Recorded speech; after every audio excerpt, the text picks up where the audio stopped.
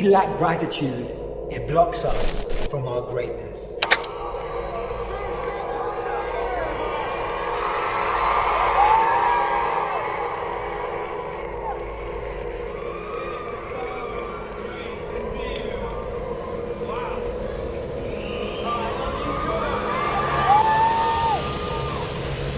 Our next story is about a global best-selling author, an award-winning podcast host, a life coach, a modern-day wellness guru, a monk, a self-help king, if you will, and now an alleged liar and plagiarizer. I'm talking about Jay Shetty. Slim chance that you have not already heard of this man. He has 50 million followers across social media. His content has been viewed more than 43 billion times. He is the go-to life coach for Hollywood stars. The likes of Joe Biden, Michelle Obama have been on his podcast named On Purpose. And last year, he even attended the White House state dinner for the Indian Prime Minister Narendra Modi. How exactly did Jay Shetty get here? How did he garner such fame, such an elaborate fan base around the world? Well, he started churning out inspirational videos back in the year 2016. But what was so different about them? He also shared nuggets of wisdom that seemed original and straight from the life guru's heart.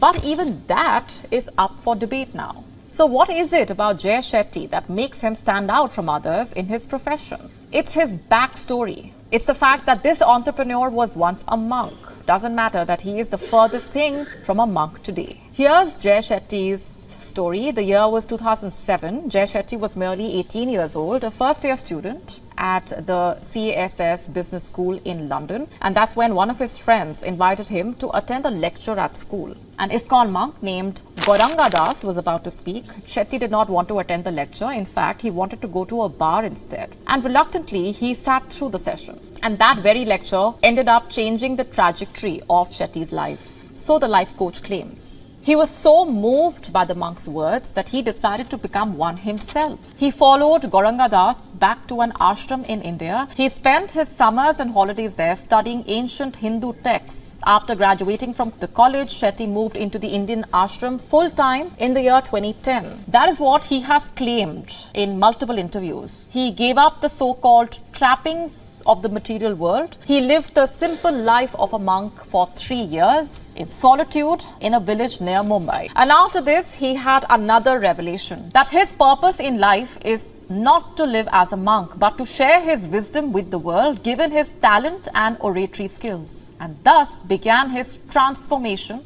into a self-help personality. His riches to rags to riches again story is one of its kind. And if you take away this backstory, what would separate him from any other influencer?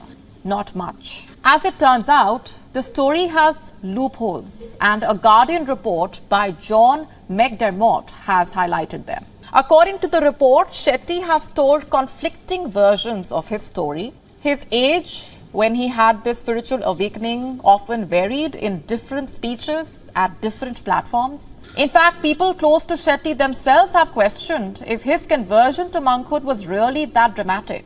There are allegations that he was not in an Indian ashram as much as he was in London in his 3 years of monkhood, that he grew up in the International Society for Krishna Consciousness, also known as ISKCON, meaning he had been associated with the spiritual organization before he even listened to Gauranga Das. Shetty says that he spent his time as a monk in meditation and religious study, but he also spent a lot of time making videos for social media and hosting lectures at universities in London. And then there are allegations of plagiarism. In the year 2019, a social media influencer, Nicole Arbour, claimed that Jay Shetty built his social media presence by plagiarizing, by lifting content from accounts with smaller followings and making them look original and fresh. And lastly, his current lifestyle is poles apart from his monkhood. He lives in LA, he mingles with Hollywood stars, he shares wisdom, but only if you pay up. The luxury he currently enjoys is far from a monk's modesty. Quite apathetic to his years away from material trappings of the world, isn't it? Jay Shetty has claimed that he did behavioural science at Cass University, and for the entire time that he's developed his certification program in coaching, he has claimed this online. He has recently, however, changed this to management science. Now that is the truth. I was with him actually when he was at university. He did business and management science, and so the fact that he did behavioural science has been a misrepresentation of his background and qualifications.